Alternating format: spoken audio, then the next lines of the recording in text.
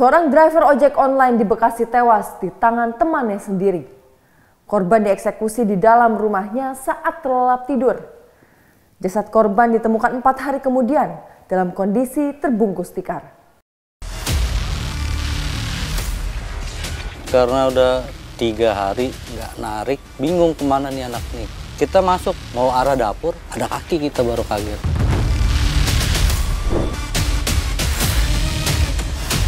Dengan menggunakan sebatang kayu memukul kepala korban bagian kanan sebanyak 6 kali.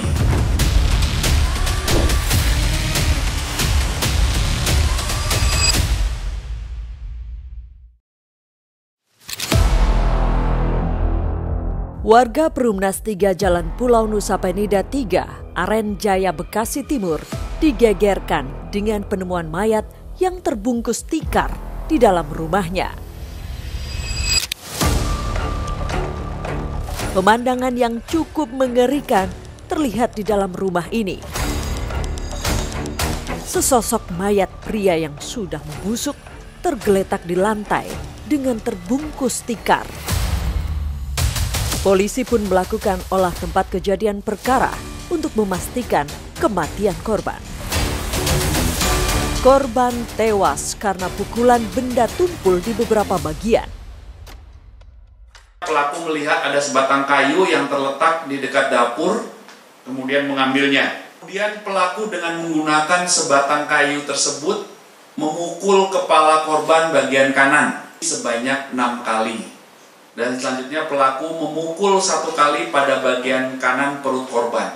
Setelah memastikan korban meninggal, selanjutnya pelaku memindahkan korban ke bagian belakang rumah dengan menutupnya dengan tikar dan kasur. Setelah dilakukan identifikasi, akhirnya diketahui kalau jasad yang ditemukan adalah Muhammad Arif Widodo atau biasa dipanggil Abib. Ia sehari-hari bekerja sebagai driver ojek online. Jasad Abib kemudian dievakuasi ke rumah sakit untuk dilakukan otopsi.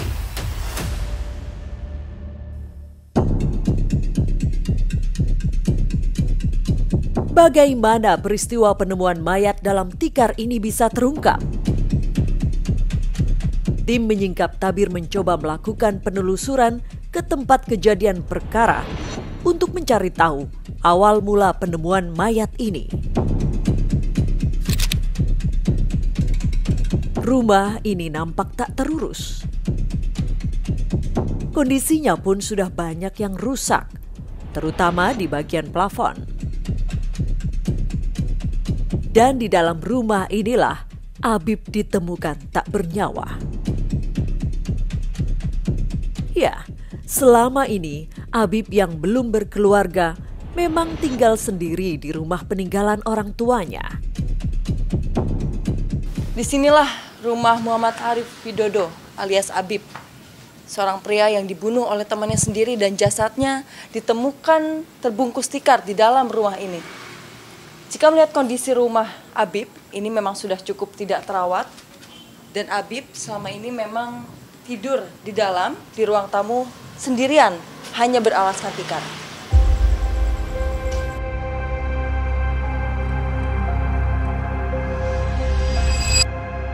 Kami sempat bertemu dengan Aditya, tetangga sekaligus teman dekat Abib. Kepada kami, Adit sempat menceritakan awal mula ia curiga dengan menghilangnya Abib. Cerita awal abang curiga kalau korban tuh udah meninggal tuh gimana sih bang ceritanya?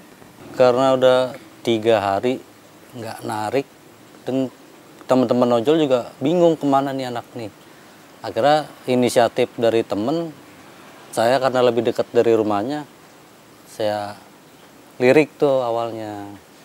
Belum masuk ke dalam. Cuman penasaran kok ada jendela kebuka. Sebelumnya, Adit sempat mencium bau bangkai dari rumah korban.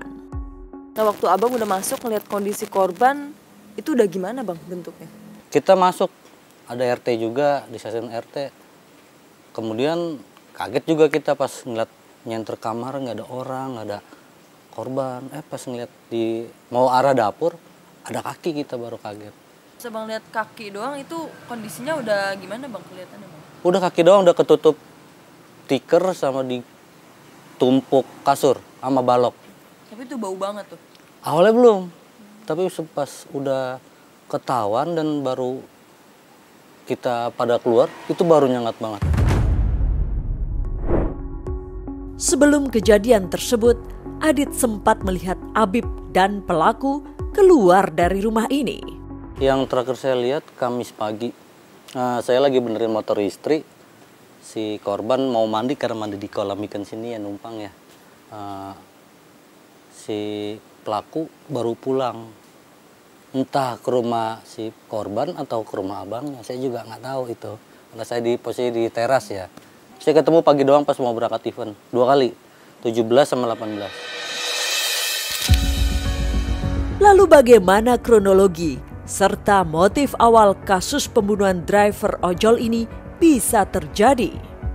Pelaku menghubungi korban untuk meminta menginap di rumah korban dalam beberapa hari karena lokasi tempat kerja pelaku sebagai security di sebuah mall itu dekat dengan rumah korban. Kemudian di hari Jumat tanggal 28 Februari 2025 sekitar pukul 5.30 WIB pelaku terbangun dan melihat korban masih tertidur dengan posisi miring ke arah kiri, sehingga timbul niat pelaku untuk mengambil motor, uang, dan handphone milik korban.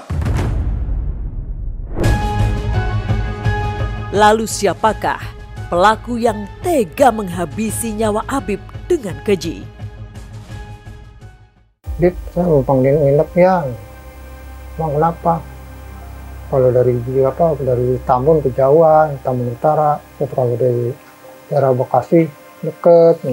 Setelah saya bunuh, motor saya jual.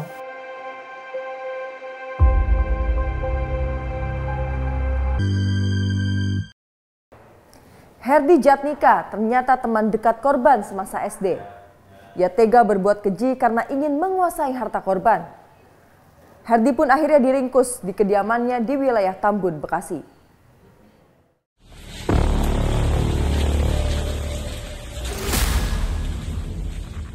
Polisi bergerak cepat. Kurang dari 24 jam, polisi berhasil meringkus pelaku di wilayah Tambun Utara.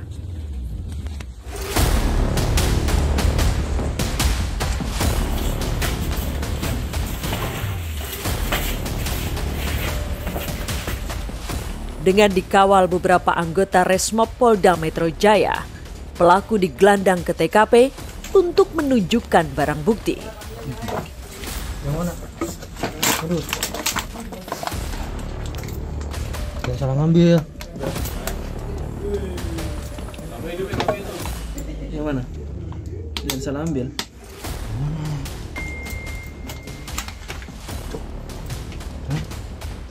Om sebenarnya.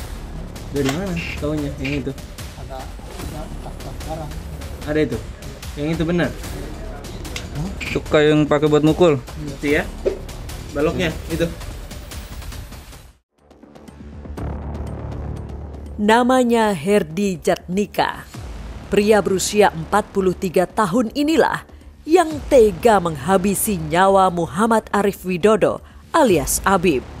Herdi dan Abib sebenarnya merupakan teman sejak kecil. Selain dekat dengan korban, pelaku juga ternyata teman dekat Aditya. Aditya tidak menyangka kalau Abib meninggal di tangan temannya sendiri. Aditya pun sempat mendapat cerita dari Abib kalau pelaku minta izin ingin menginap di rumahnya. Kalau korban Bang, pernah cerita nggak soal awal kenapa pelaku ini sampai bisa nginep gitu di sini? Pelaku mau nginep di tempat gue nih, katanya gitu. Dan saya nanya, emang ada apa? Kok tumben sih sampai segitunya, sampai nginep gitu. Korban ngomong karena tempat kerjanya lebih dekat, katanya di sekitaran Grand Wisata. Aditya tak percaya kalau motif pelaku membunuh korban hanya semata-mata persoalan ekonomi. Karena Habib sempat menceritakan kekecewaannya terhadap pelaku. Kalau soal cerita yang kata ini korban pernah kesinggung nih sama pelaku, terus itu gimana sih kelanjutan ceritanya, Bang? Korban sempat cerita ke saya, di itu pelaku minta anterin ke Grogol apa ke Tanjung Barat gitu, saya lupa, ke kantor security ada panggilan kerja dengan nominal sekian, dibayar kurang. Yang saya tahu korban ngomong ke saya, lain kali kalau minta bantuan jangan sama saya lagi, jangan sama orang lain aja, udah gue tolong lo tapi bayarnya begini, bikin gue sakit hati gitu. Di mata Aditya, Habib merupakan sosok kawan yang baik dan suka membantu teman-temannya. Kalau abang nih kenal korban ini dari dulu, Bang, dari kecil itu sosok korban tuh emang seperti apa sih, Bang? Oh, dia enak orangnya, supel gitu, banyak disukain orang. Enak lah orangnya, kayak layaknya teman biasa gimana sih, deket banget gitu.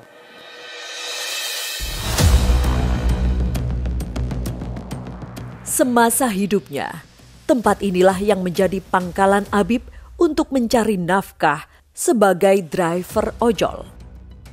Sejumlah temannya sesama driver ojol pun tak menyangka kalau Habib tewas dengan cara yang cukup tragis.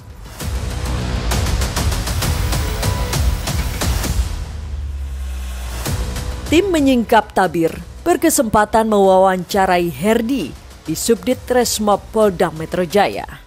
Kepada kami, Herdi menuturkan awal mula peristiwa ini terjadi. Awal mulanya pas tanggal 17 Februari, saya izin Arif, nama panggilan Habib. Habib, saya mau panggil nginep ya. Bang, kenapa? Kalau dari Tambun ke Jawa, Tambun Utara, setelah dari daerah Bekasi, deket nih. Tapi rumah berantakan ya, beresin ya. Iya, nggak apa-apa. Rumah kan nggak terawat. Saya pulang malam, ya udah saya tungguin. Herdi tinggal di rumah Habib kurang lebih 2 minggu. Setiap malam, ia selalu membicarakan teman masa kecilnya. Kenalnya sampai kemarin tuh hubungannya gimana tuh? Baik-baik aja. Sering main nongkrong? Enggak, baru telepon aja. Pas ngubungin minta nginep lagi, itu korban percaya gitu aja? Iya. Sebenarnya korban ini orangnya gimana sih? Orang baik. Bayinya gimana? Ngasih? Kasih nginepan apa gitu. Itu waktu kejadian korban ada ngomong bikin sakit hati apa enggak sih sebenarnya? Karena terdesak kebutuhan ekonomi, Herdi tega membunuh Habib serta mengambil barang-barang miliknya. Saya bunuh, motor saya jual, motor saya. Terus ininya motor saya bawa balik lagi, saya bawa pulang ke rumah. Motor korban? Iya. Untuk menghilangkan barang bukti, Herdi menyeret mayat Habib ke belakang rumahnya. Saya letak tikernya. Sama tikernya? Iya, saya bunuh.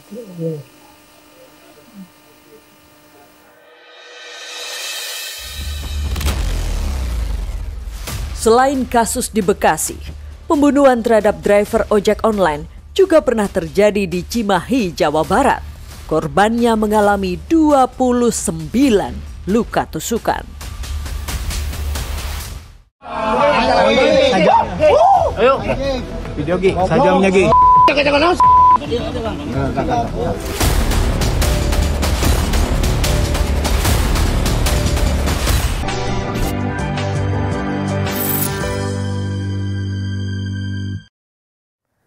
Selain di Bekasi, seorang driver ojek online di Bandung, Jawa Barat juga tewas dihabisi oleh temannya sendiri.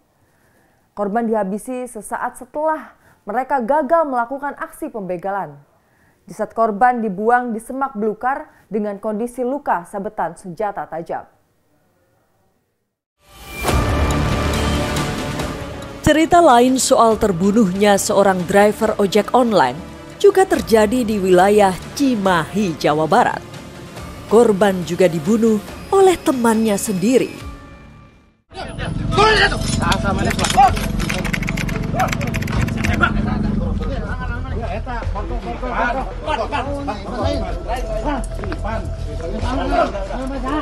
Aksi penyergapan terjadi di sebuah jalan di Kecamatan Gunung Halu, Kabupaten Bandung Barat.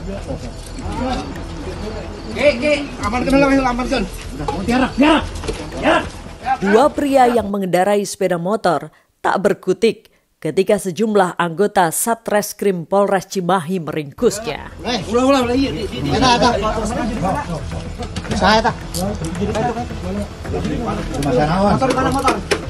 Motor di mana? Motor di mana? Eta helmnya. Motor di Dago. Di Dago. Di Dago. Saya saja. Motor di mana, woi? Geledah aja dulu. Oh iya. Saja. Ayo. Video Gi, sajamnya Gi. Dari tangan salah satu pria ini ditemukan senjata tajam.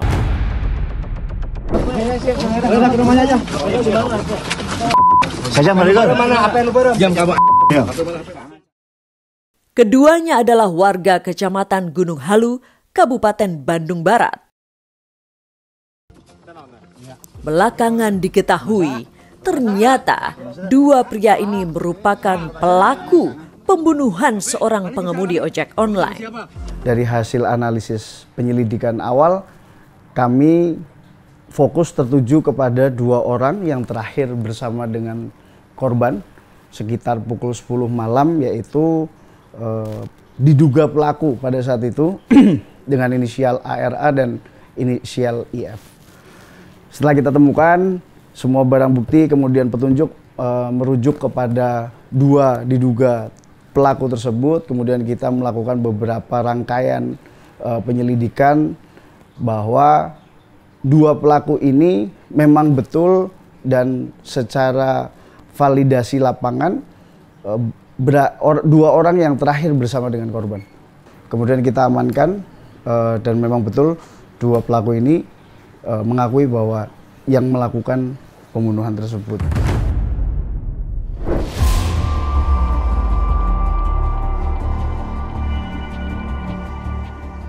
Terungkapnya peristiwa pembunuhan ini berawal dari penemuan mayat pria tanpa identitas di sebuah semak belukar di Kampung Pojok Cirende, Kelurahan Lewi Gajah, Cimahi. Kondisinya cukup mengenaskan.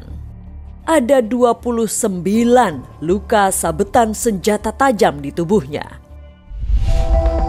Setelah dilakukan penyelidikan mendalam, korban diketahui bernama Ilpan Pratama Ilahi, warga Cimenyan, Kota Bandung, yang merupakan seorang pengemudi ojek online.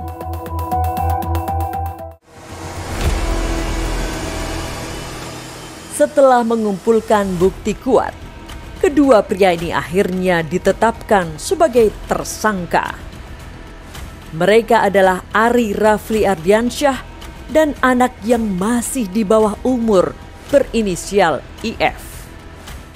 Untuk motifnya sendiri sampai dengan saat ini dari hasil proses pemeriksaan dan penyelidikan yang dilakukan oleh anggota bahwa para pelaku ini ingin memiliki barang-barang yang dimiliki oleh korban, baik itu HP maupun kendaraan yang dimiliki oleh korban.